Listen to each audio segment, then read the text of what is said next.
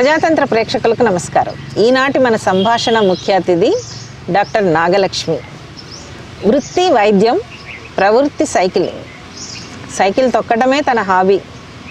ఆశ్చర్యంగా ఉంది కదా.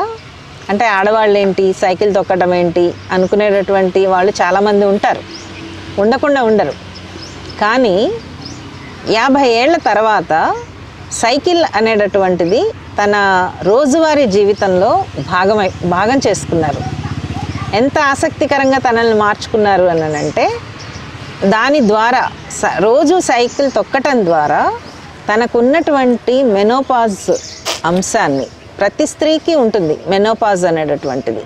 ప్రతి స్త్రీ జీవితంలో మెన్స్ట్రువేషన్ నుంచి మెనోపాజ్ వరకు ఆ దశ అనేటటువంటిది శారీరక విధుల్లో భాగం. కానీ ఆ మెనోపాజ్ పట్ల ఒక సరైనటువంటి అవగాహన లేనటువంటి సమాజం మనది. దాంట్లో వచ్చేటటువంటి సమస్యల్ని ఎట్లా అడ్రస్ చేయాలో తెలియనటువంటి అవగాహన లేమి ఉంటుంది. దాని ద్వారా చాలా అయోమయానికి గురవుతారు, భయానికి గురవుతారు, లోపల దిగులు పడిపోతారు. చాలామంది డాక్టర్ల దగ్గరికి తిరుగుతూ ఉంటారు, కానీ ఏ రకమైనటువంటి పరిష్కారం దొరకదు. కానీ అలాంటి సమస్యల్ని శారీరక పరంగా శరీరం లోపల జరిగేటటువంటి హార్మోనల్ ఇంబ్యాలెన్స్ని తన ఒక ఫిజికల్ యాక్టివిటీ ద్వారా దాన్ని అధిగమించారు డాక్టర్ నాగలక్ష్మి. ఒక సైక్లింగ్ చేయటం ద్వారా తన చుట్టూ ఉండేటటువంటి ఫ్రెండ్ సర్కిల్ని, స్త్రీలని ఎట్లా అడ్రస్ చేయబోతున్నారు, ఏ అంశాల మీద ఉత్సాహపరచబోతున్నారు, తన ద్వారానే తెలుసుకుందాం. ఇప్పుడు సైక్లింగ్ దగ్గరకు వద్దాం. మీరు ఒక కొత్తది అంటే మీరు ఎంచుకున్నారు హాబీగా, ఒక రకంగా ఫుల్ టైం లాగా ఎంచుకున్నారు మొత్తం అంతా కూడా. సో మీరు ఒక గ్రూప్ పెట్టుకున్నారన్నారు, పైరేట్స్ ఆఫ్ హైదరాబాద్. దాంట్లో ఎంతమంది ఉంటారు, ఏమేం చేస్తారు? మేము ఒక 24 మంది. అంటే అసలు మొదలు పెట్టుకున్నప్పుడు ఒక హాబీ లాగానే, ఆ కోవిడ్లో కొంచెము ఖాళీగా టైం ఉండడం అందరూ ఏదో ఒక రకంగా సైకిళ్ళు చేయడము మొదలు పెట్టాము.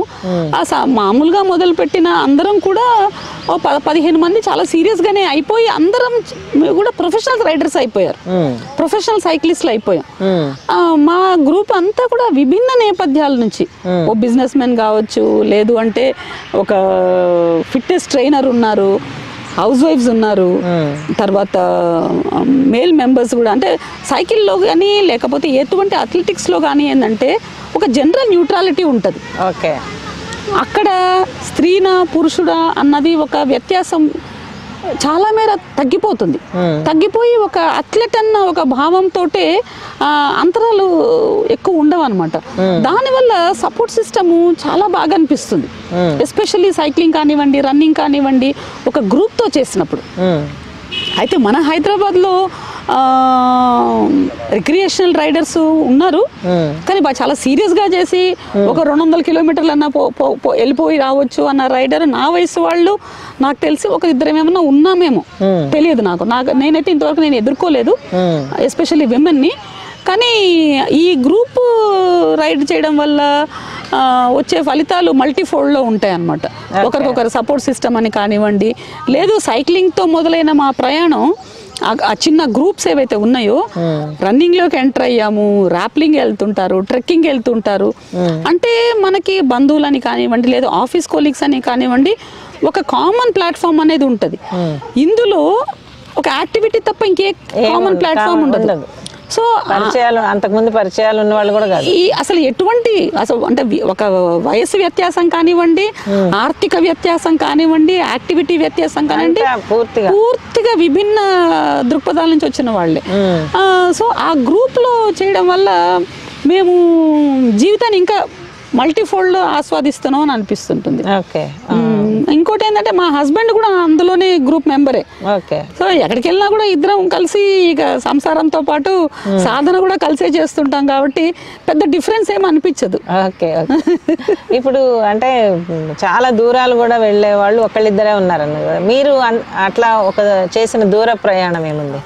ఇప్పటిదాకైతే అతి దూర ప్రయాణం 200 కిలోమీటర్లు ఒక 2-3 సార్లు చేసామండి. కానీ ఎన్నో 50 కిలోమీటర్లు, ఎన్నో 100 కిలోమీటర్లు. హైదరాబాద్ అనేది ఇప్పుడు ఇదివరకు చార్మినార్కి వెళ్ళాలంటే ఒక రోజు ప్లాన్ ఉండేదన్నమాట. ఇప్పుడేంటి పొద్దున్న 5 గంటలకు బయలుదేరితే చార్మినార్కి వెళ్ళి మళ్ళీ 8 గంటలు వచ్చేసి ఆఫీస్కి వెళ్ళిపోతున్నాం. కాబట్టి ఈ సైక్లింగ్ తోటి మేము హైదరాబాద్ని పూర్తిగా చూసేసాం. హైదరాబాద్ కానివ్వండి, చుట్టుపక్కల మన కొండపోచమ్మ రిజర్వాయర్ కానివ్వండి, ఇంకోటి మన సిద్దిపేట దగ్గర ఇంకొక వనం ఉంటుంది, ఒకటి కొండలు గుట్టలు. హైదరాబాద్ చుట్టుపక్కల అన్ని చూడడం అయిపోయింది. యాక్చువల్లీ టౌన్స్, చారిత్రాత్మక కట్టడాలు, యూనివర్సిటీస్, జలాశయాలు, ఇంకా పార్కులు. హైదరాబాద్ లో ఎక్కడ ఏవే ఉన్నాయి అని అంటే సైక్లిస్టులను అడిగితే చెప్పేస్తారు ఎంత దూరంలో ఉన్నా. అంటే life has become so easy and simple. ఇంకొకటి మైండ్ గేమ్ ఏముంటుంది అని అంటే ప్రయత్నిస్తే ఏదైనా మనం సవాళ్ళు ఎదుర్కోవచ్చు అన్న కాన్ఫిడెన్స్ లెవెల్స్ మాత్రం నాకు చాలా బాగా వచ్చాయి. దానివల్ల ఇటు పర్సనల్ లైఫ్లో కానివ్వండి, ఇట్లా ప్రొఫెషనల్ లైఫ్లో కానివ్వండి వచ్చినప్పుడు చూసుకుందాం అన్నంత ధైర్యం అయితే చాలా వచ్చిందనమాట. అది ఏ స్పోర్ట్లో అయినా సరే. అసలు నేను ప్రతి ఆడవారికి చెప్పేది, నా దగ్గరకు వచ్చే పేషెంట్లకు కూడా చెప్తాను, మీకోసం మీరు 1 గంట కేటాయించుకోండి మీ ఆనందానికి. ఏం చేస్తే ఆనందం. నాకు ఒక ఫ్రెండ్ ఉంది, తను పెద్ద సైంటిస్ట్. తను ప్రతిరోజు ఎన్నో రకాలైన రంగవల్లులు వేస్తూ ఉంటుంది. అదొక ఎక్సర్సైజ్. తను కూర్చొని లేచి పెద్ద పెద్ద ముగ్గులు వేస్తుంటుంది. ఇంకొక ఆవిడ తను నాకు చిన్నప్పటి నుంచి వీణ నేర్చుకోలేకపోయినా వీణ వాయిస్తున్నారు. ఒక ఆవిడ గిటార్ వాయిస్తున్నారు. అట్లా వాళ్ళ రకరకాలైన మానసిక ఆనందం కోసం అని కానివ్వండి, కానీ శారీరకమైన శ్రమ మాత్రం ప్రతి ఒక్కరూ 50 ఏళ్ళు దాటిందా బట్టలు మార్చండి, రోజు నడవండి, ఎక్సర్సైజులు చెయ్యండి. ఎంత ఎక్సర్సైజ్ చేయాలనేది వారి శరీరాన్ని బట్టి మనమే డిసైడ్ చేసుకోవచ్చు. మంచిగా ఒళ్ళు వెచ్చబడిన తర్వాత హ్యాపీగా స్నానం చేసి భోంచేయండి. ఆ రోజంతా ఆనందము రోజంతా ఉంటుంది. అది నేను అనుభవించాను.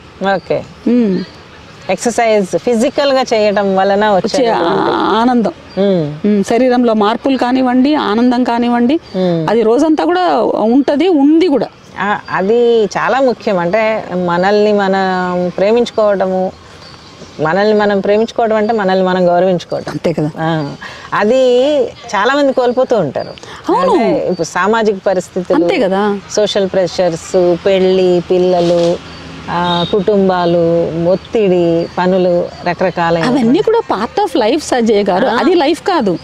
అదే పార్ట్ ఆఫ్ నేను నా ఎగ్జిస్టెన్స్ లైఫ్ లో ఒత్తిడి పెంచేటటువంటి అంశాలు అవుతాయి అవి. నాకు నేను ఇంపార్టెంట్ అనుకున్న తర్వాత ఒత్తిళ్ళు ఏవి ఉండవు. ఒత్తిళ్ళు ఏవి ఉండవు. అవి ఎట్లాంటి సమస్యలైనా సరే, ఎట్లాంటి కుటుంబపరమైన సామాజిక పరమైన ఒత్తిళ్ళైనా సరే అప్పుడప్పుడు నేను సంతోషంగా ఉంటే ఏమీ ఉండవు.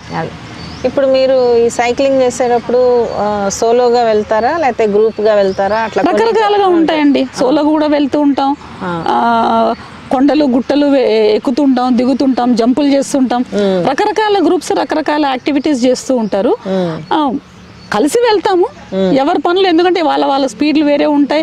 వారి ఇప్పుడు ఫర్ అన్ ఎగ్జాంపుల్ నా వయసు వాళ్ళు చేసే ఫీట్లు వేరే ఉంటాయి, చిన్నపిల్లలు చేసే ఫీట్స్ వేరే ఉంటాయి. కాబట్టి వాళ్ళ స్పీడ్ బట్టి వాళ్ళ వయసు బట్టి వాళ్ళు చేసుకుంటాం. మళ్ళీ కలుస్తాం, మళ్ళీ కలిసి మంచిగా అన్నం తింటాం, సరదాగా కలుస్తూ ఉంటాం. అట్లాగా రోజు అక్కడ ఇక్కడ కలిసి టీలు. అంటే ఇంతకుముందు మీరు సోలో చాలా దూరాలు వెళ్ళారన్న, అంటే ఒక అవేర్నెస్ ప్రోగ్రాంలో పాల్గొనడానికి సిద్దిపేట అట్లా వెళ్ళినట్టుగా కూడా న్యూస్లో అది. అవునండి. ఏ కార్యక్రమానికి వెళ్ళారు? సిద్దిపేటలో తొలి హాఫ్ మ్యారథాన్ చేశారు. చేసినప్పుడు నేను స్నేహితుల ద్వారా తెలిసిన తర్వాత వాళ్ళు సిద్దిపేటలో ఉమెన్ అంటే చిన్న చిన్న టౌన్స్లో ఉమెన్కి బాగా ఫిట్నెస్ అవేర్నెస్ తీసుకురావాలి, మీరు రాగలరా అని అడిగారు. నేను సైక్లింగ్ చేస్తానని నా వయసు బట్టి అడిగారు అనమాట. అడిగితే ఎందుకు రాను, వస్తానన్నాను. అయితే వాళ్ళేమో మామూలుగా వచ్చి ఒక 4 కిలోమీటర్లు ఏమన్నా 5 కిలోమీటర్లు పరిగెడతారేమో అని అనుకున్నారు. కానీ నేనన్నా లేదు, నేను ఇక్కడి నుంచే సైకిల్లో వస్తాను 100 కిలోమీటర్లు అన్నప్పుడు సిద్దిపేట వాళ్ళు చాలా ఆనందం ఎక్స్ప్రెస్ చేశారు. అప్పుడు ఆ సిద్దిపేట మ్యారథాన్కి నన్ను బ్రాండ్ అంబాసిడర్ కూడా నన్ను అనౌన్స్ చేయడం జరిగింది. అప్పుడు ఒక ఆయన ఇక్కడ నుండి 100 కిలోమీటర్లు పరిగెట్టారు, నేను ఇక్కడ నుండి 100 కిలోమీటర్లు సైకిల్ మీద వెళ్ళాను. అట్లా ఆ చిన్న చిన్న టౌన్స్లో ఇట్లాంటి ఫిట్నెస్ గవర్నమెంట్ అప్పుడు కాదండి, అది సిద్దిపేట రన్నర్స్ వాళ్ళు అసోసియేషన్ వాళ్ళు చేసినప్పుడు రమ్మన్నారు. అంటే ఉమెన్కి ఫిట్నెస్ అవేర్నెస్ చేయాలి.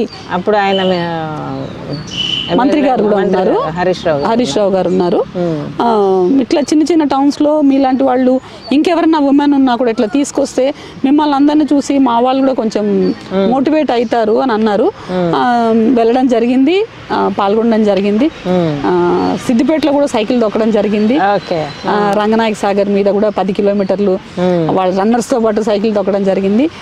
బాగుంటది. అంటే ఒక 50 ఏళ్ల వయసులో ఇక మరుగుపడిపోతాము మనది, అంటే మన లైఫ్ అయిపోయింది అనుకునే వయసులో వచ్చే రికగ్నిషన్ తోటి జీవితం చాలా ఆసక్తిగా ఉంటది, కొంచెం ఆనందంగా కూడా ఉంటది. 50 ఏళ్ళకి వయసు అయిపోదు అనేటటువంటి అవగాహన ఇప్పుడే మొదలైంది లైఫ్.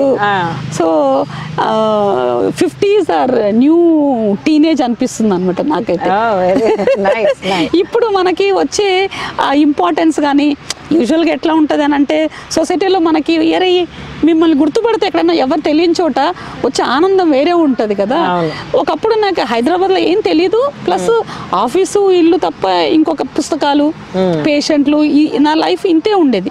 లేదు మీలాంటి వాళ్ళు ఫ్రెండ్స్ తోటి ఒక సామాజిక కార్యక్రమాలతో అట్లా చిన్న చిన్నగా ఉండే లైఫ్ ఇప్పుడు నాగలక్ష్మి అంటే గుర్తుపడుతున్నారు అని అంటే ఒక విధమైన ఆనందం ఉంటుంది కదా. అది I want every woman to have that happiness. ఇక ఫ్యూచర్లో ఏదో నేను ఒక 55+ క్లబ్ అని ఒకటి స్టార్ట్ చేద్దామని ఒక చిన్న కోరిక అనమాట. అందులో ఉమెన్కి 50 years తర్వాత 55 అంటే ఒక డబుల్ డిజిట్ అని అనుకున్నాం. 55 తర్వాత తీసుకోవాల్సిన అంటే ఆస్వాదించాల్సిన జీవితం ఏముంటుంది అని ఒక క్లబ్ లాగా ఇట్లనే అనుభవజ్ఞులైన వాళ్ళందరూ మేము ఇట్లా సవాళ్ళని ఇట్లా అధిగమించాము అని నేర్చుకునేలాగా ఒక చిన్న కూటమి ఏర్పాటు చేద్దామని ఒక కోరిక. అయ్యో చేయండి అందరం వచ్చేస్తాం. ఎందుకంటే మన సమస్యలు మనకే తెలుస్తాయి. సో మనం దాన్ని ఎట్లా అధిగమించామో మనమే చెప్పగలం అని అనుకుంటా ఉన్నాం. Very good. చాలా మంచి ప్రపోజల్. ఎవరు చేస్తారా అనేటటువంటిది చాలా మంది ఎదురు చూస్తూ ఉన్నారు. ఎవరో ఒకళ్ళు ముందు పడాలి కదా. కాలికి మెడకి గజ్జలు కట్టాల్సిన పిల్లి మెడలో గంటలాగా. చాలా మంచి కాన్సెప్ట్ అది. చేయటం చాలా మందికి అవసరం కూడా. అంటే ఒక తెలియనటువంటి ఈ సామాజిక పరమైన బాధ్యతల్లో పడిపోయి ఒక డిస్క్రిమినేషన్కి గురవుతూ ఒక వే అవుట్ ఉండదు చాలామందికి. అంటే చదువుతున్నారు, తెలుసుకుంటున్నారు, చాలా యూట్యూబ్లు వచ్చాయి ఇప్పుడు.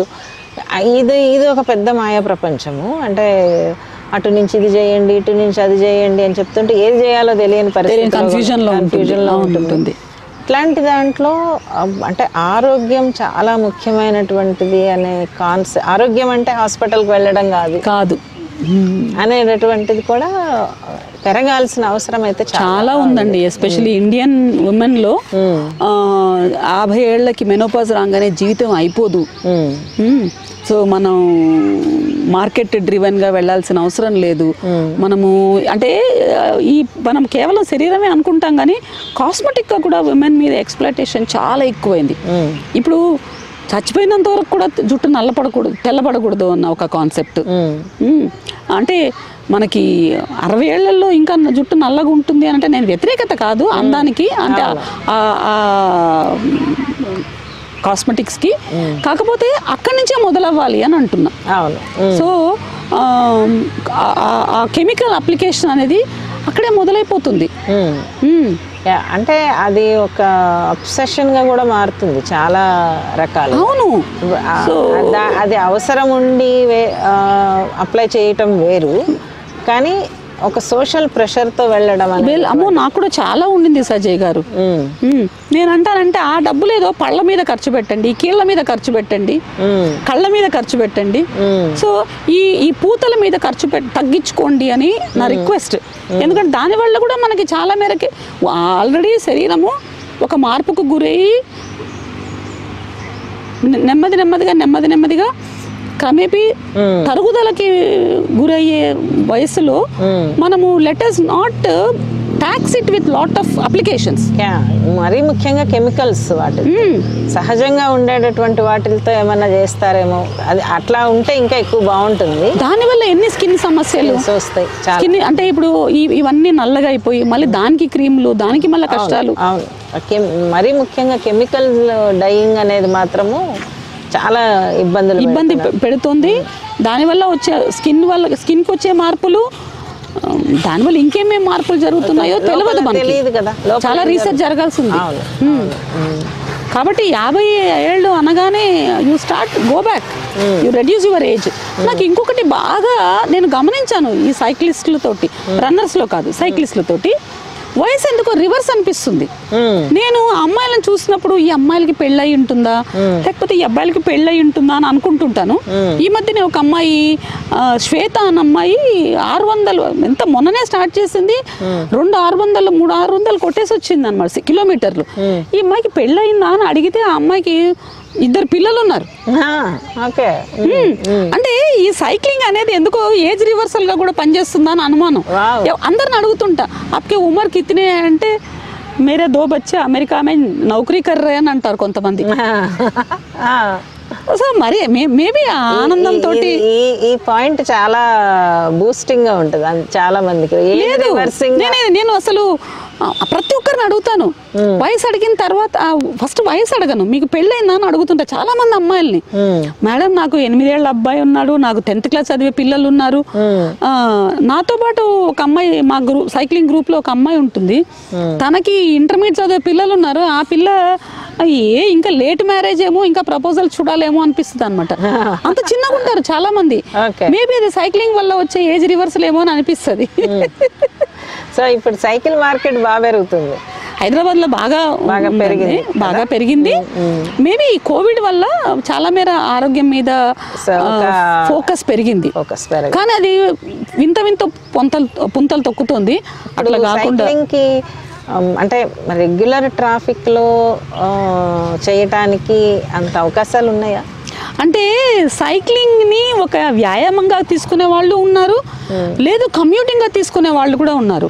మనకి తమిళనాడులో బాగా చాలా మంది ఆడవాళ్ళు సైకిళ్ళ మీదనే తిరుగుతుంటారు. సో ట్రాఫిక్ గీఫిక్ ఇవేం పెద్ద వ్యత్యాసం ఉండదు. మనం స్కూటర్ మీద వెళ్ళినా అంతే, సైకిల్ మీద వెళ్ళినా అంతే. మనకి సైకిల్ తొక్కడం రావాలి. మనకి యాజ్ ఐ టోల్డ్, మనం తమిళనాడు, కేరళలో ఇట్లాంటి ప్లేసెస్లో హ్యాపీగా ఆడవాళ్ళు ఈ లేడీస్ సైకిల్తో వేసుకొని కమ్యూట్ చేస్తూ ఉంటారు. హైదరాబాద్లో కూడా మనకి అటువంటి కల్చర్ వచ్చినప్పుడు మనకి చాలా మేర బర్డెన్ తగ్గిపోతుందేమో అని అనిపిస్తుంది.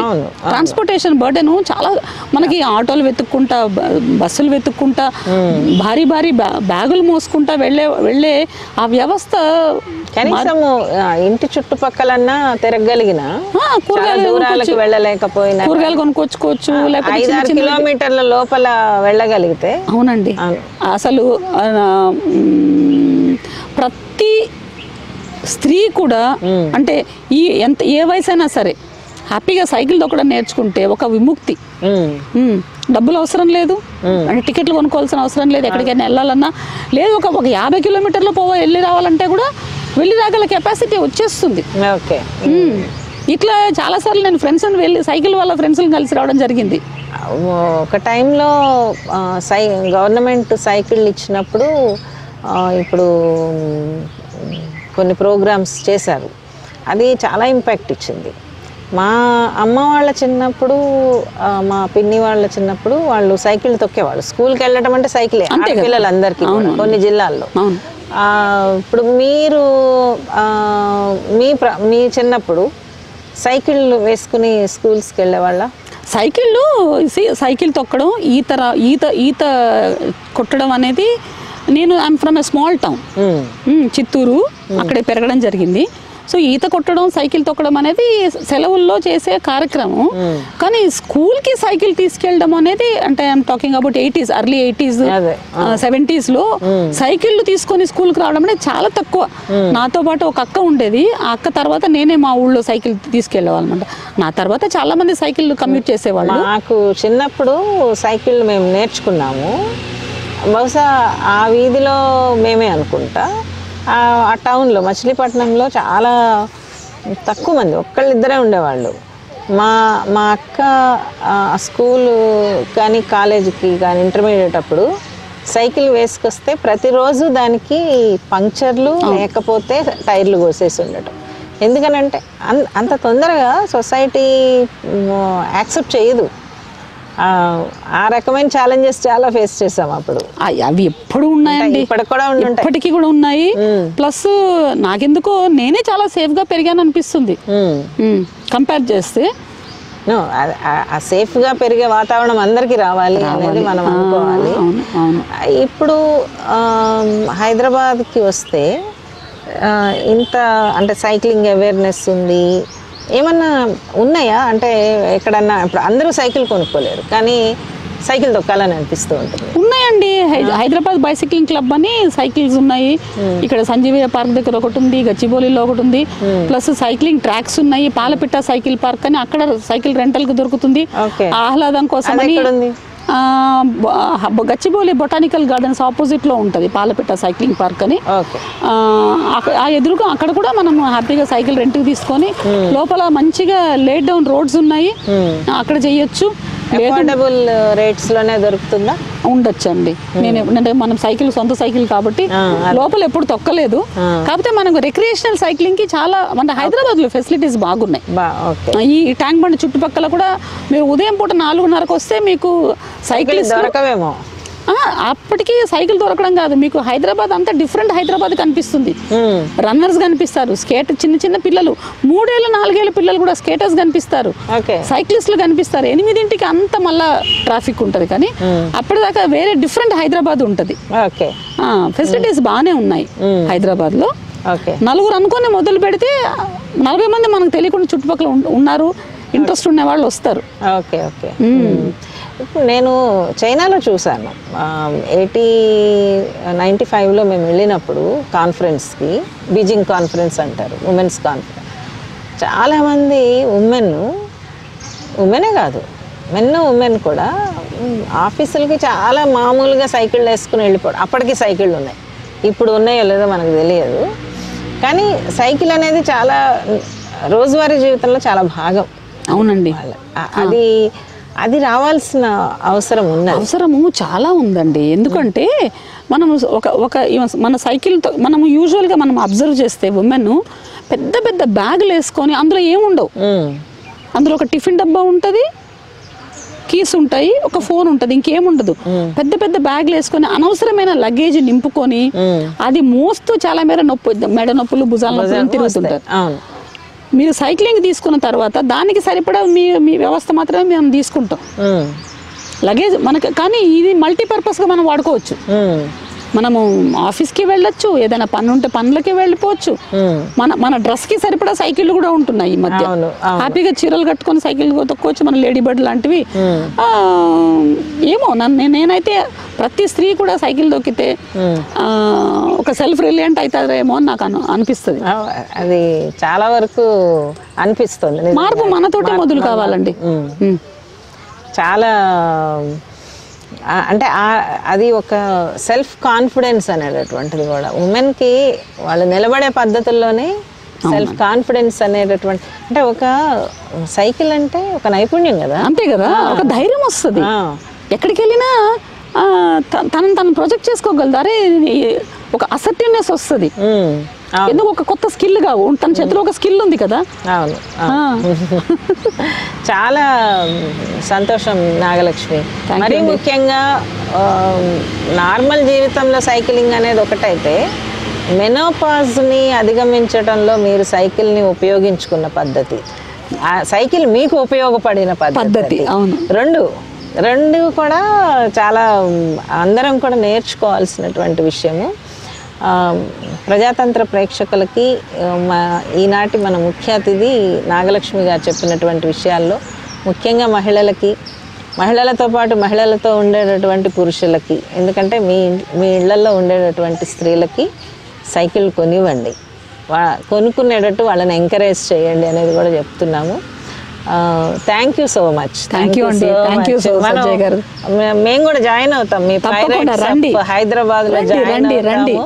నెక్స్ట్ టైం ఖచ్చితంగా సైకిల్ చేద్దాము. తప్పకుండా. Thank you. నమస్తే.